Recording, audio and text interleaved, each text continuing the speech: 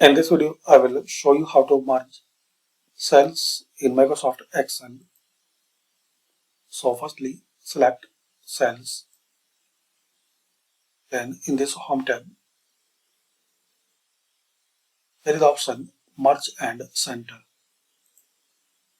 Also you click on, so here first option, Merge and Center.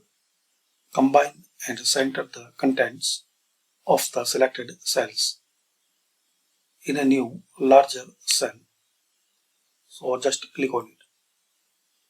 So we can see A and B column are now merged and content is in the center. Another option, you don't need to make it in center. So select this third option, merge cells.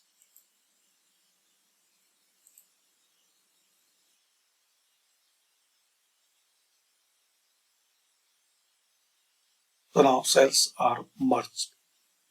Another way, merge across, merge selected cell in the same row into one larger cell.